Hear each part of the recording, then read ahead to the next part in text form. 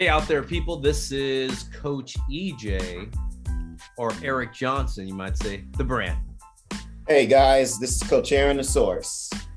What's cooking, EJ? Hey man, we got a lot of things out there coming up, man. We've got, check us out on YouTube, Aaron, right? I mean, this is our new mediums that we've been using, but we want to make sure people know that we're out there on YouTube also instead of listening to it on the website or whatsoever, right? Yeah, guys, we're actually, I'm loading up season 1. I've got some of the season 2 up there. And then, next year we'll be having season 3.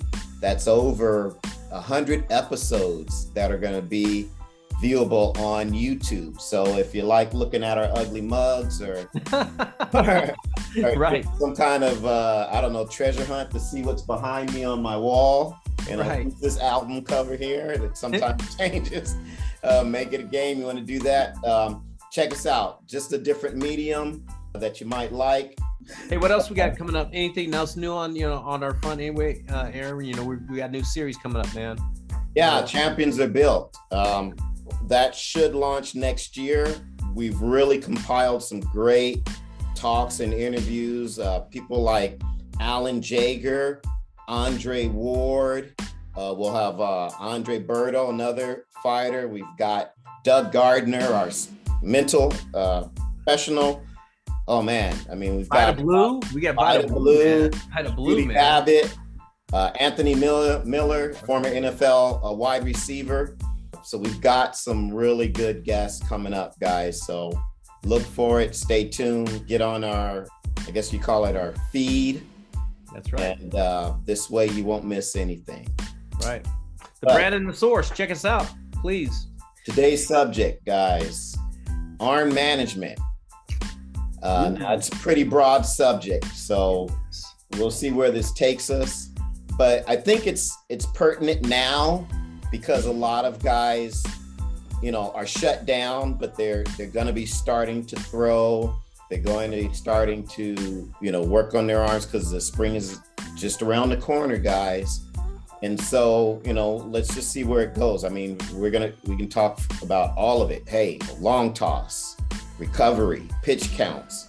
So let's see what we can cover today. Let's dive into it because, Aaron, I tell you, there's 6 weeks out from, high school tryouts, man. 6.5 weeks when you look at it. And you're talking about everybody starting up again. You got position players, you got the pitchers, you got position-specific throwing for the guys who pitch on the mound, catchers, infielders, outfielders. You have a lot of sore arms this time. And then we're talking about, restarting. I always like to say reshuffling, okay? And a lot of guys are, there's going to be some tournaments coming up. I mean, guys trying to get ready for high school, and there's baseball being played right now. I mean, we start next week back into after coming off a 8-week break, because, if you're talking about arm management for a pitcher and taking breaks, it's critical. It's critical in their development to gain velocity. It's critical for their health.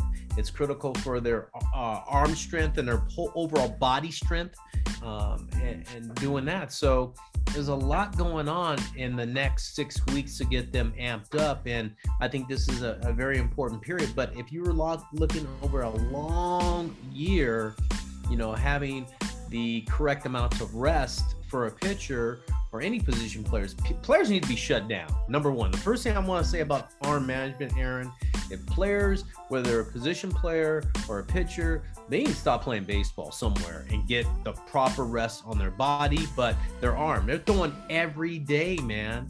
And there's got to be some fatigue factor, and there needs to be some sort of understanding how that arm needs to heal, recover, and strengthen for the upcoming season. That's what I'm gonna throw out there right away, Aaron. Right. Well, let's start there. I mean, we're 6 weeks out, and so what should that look like for these guys at this point? What should they be doing? What should they not be doing? What should they start doing? I mean, give me your thoughts on that. I mean, right now, athletes are 6 weeks out. Hopefully they've shut down. So now we're at the point where, hey, you've got to start to ramp up.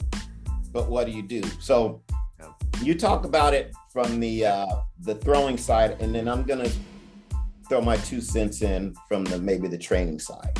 I love that.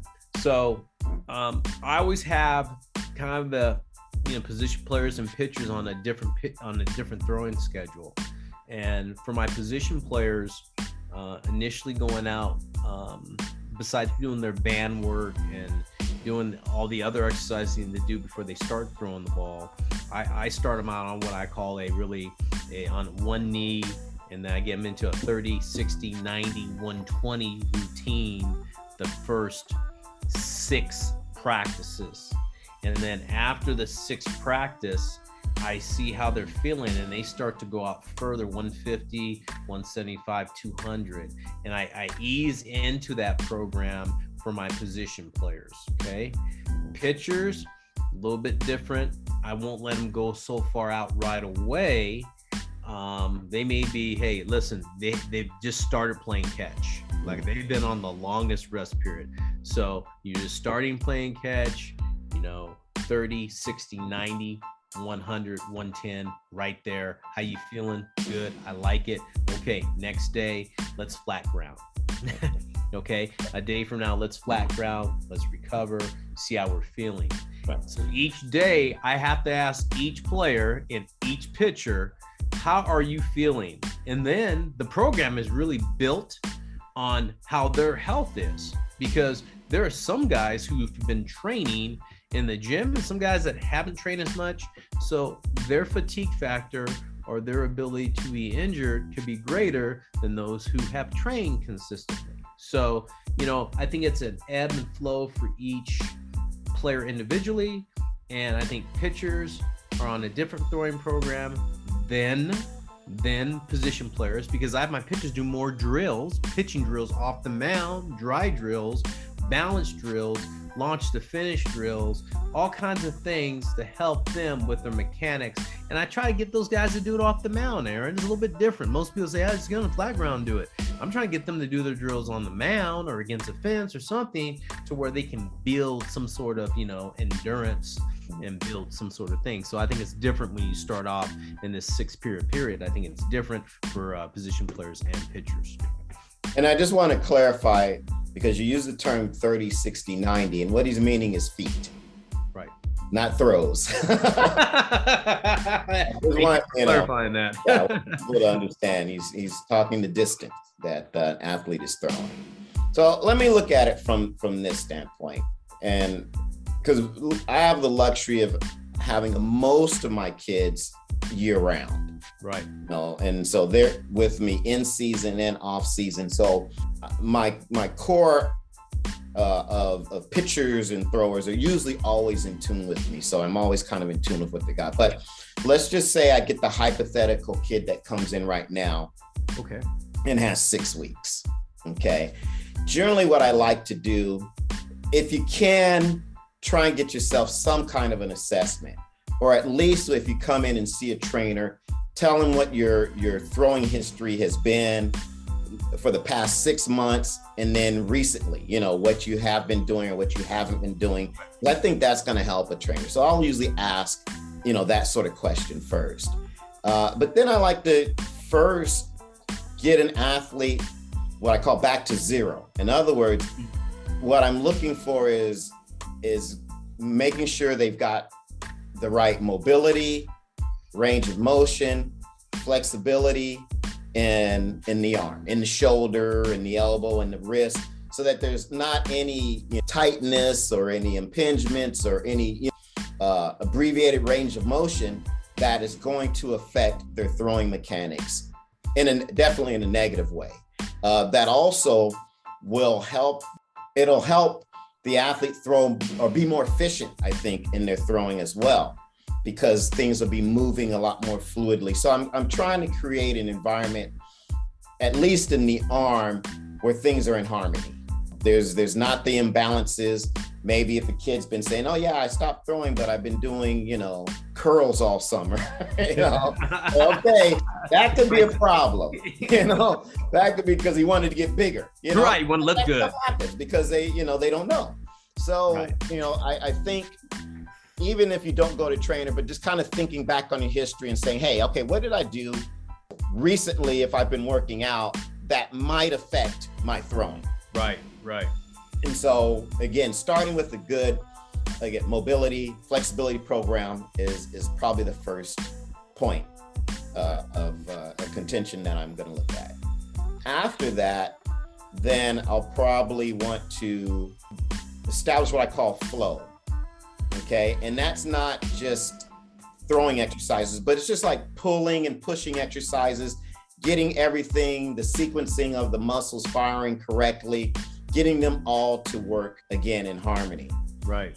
And during that time, you're building some strength, but you're not necessarily trying to build strength. You're just trying to make sure the complete function of your arm is there. And you're not feeling, a twinge when I throw a ball backwards this way, or when I move my arm this way, I'm not feeling a little pinch here.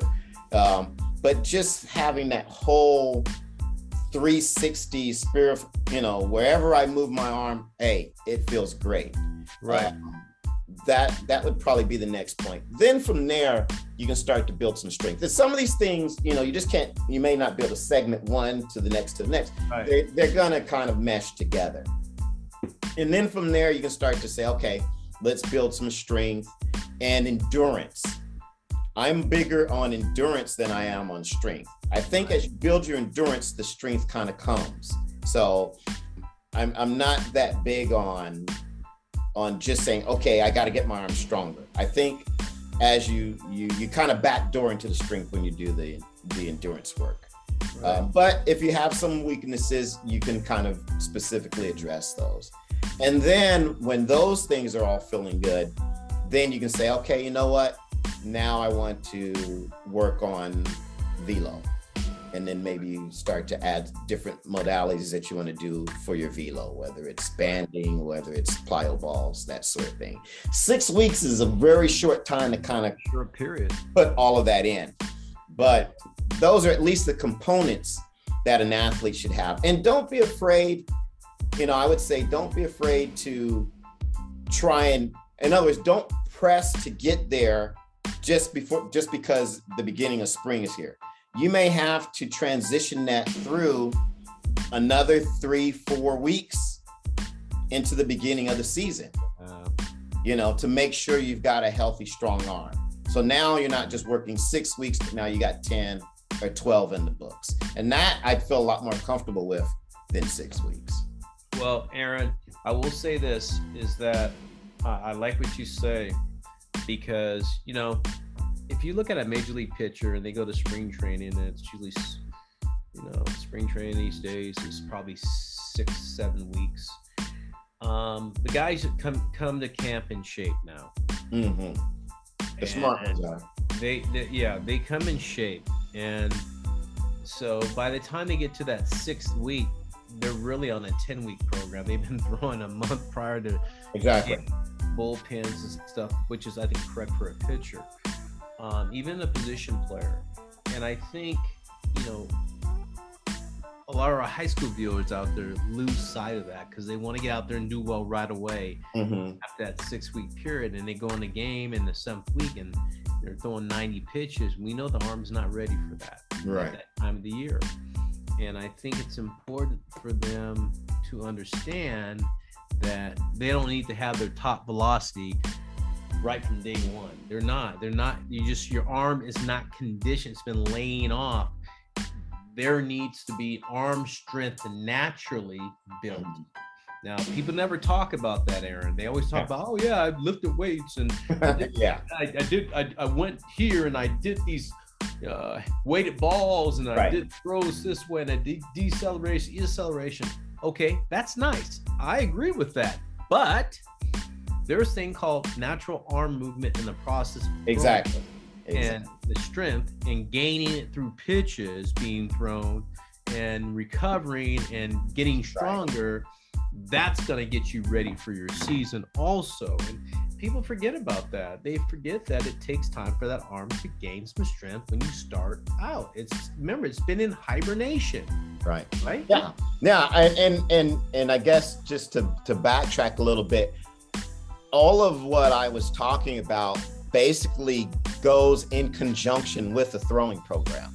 Right. So the things I'm talking about don't happen in isolation. It actually will go in conjunction with like what you were talking about, 30, 60, 90, or long toss, or some other kind of throwing program that you're working with both of those things together. They're not just you're not just working in a bubble one or one side or the other, because you're right, you have to condition the arm to the activity that it's going to be doing. And there's only so much you can get done in the weight room with bands, with plyo balls, all that. And the throwing is what is the glue that brings all that stuff together. Right. It's true. And that's what it's the same thing with what I talk about with movement with athletes. And they say, well, hey, how come you always have us sprinting? Because that's the glue that brings a lot of those other things together. That's why you're going to jump farther. That's why you're going to throw harder. That's why you're going to cut better. And so I think I see throwing as the same way. I just do. Right. I always marvel when I see you at work with your athletes and in the facility, in the gym, in the training grounds, is that you have them run a sprint. You have them run sprints in their workouts. It's the glue, you said, and I understand that. And I think a lot of times, if you're looking at arm management, and I don't send my guys out for, okay, I want you to go run 5 miles, because as when they throw a pitch, it's not all about running 5 miles. Exactly. It's part of conditioning. But I have my guys go out and run sprints. That's part of this arm management, is to run sprints. I want them to go run sprints and be dynamic and explosive. Yeah. And that's part of recovery. It's part of dynamic stuff they need to do off the mound. But I think it's so important when they're pitching. Position players, same thing. It's understanding their arms. They're going to make so many throws in practice when they start off. I want them to throw the ball across the diamond. The infielders, I want them to throw a short throw to second base. I want my catcher to throw the bases, and I want my outfielders to throw and hit the cutoff man the first week to 10 days and work on getting that arm stronger. So when I say go ahead the second week, how do you feel now? Open up a little bit, but that's after like 6-7 practices, Aaron. That's a hitch cutoff man. That's all I want you to do. Just get your technique right, hitch cutoff man, so we can get that arm strength there, so you can cut the ball loose, not 100%. Well, here's a thought. And like I said, I played baseball, but I just played baseball. I never learned the sport of baseball. And so just when you're talking there, something that comes to mind, because again, I know with pitchers, I do a lot of work with pitchers. It's like 25 years. So I really understand that. And it just dawned on me with position players and how you were talking about, hitting the cutoff man and throwing across the diamond and that sort of thing. Do you put together programs, for, again, you've got 30, 60, 90 for the general development of the arm. Right.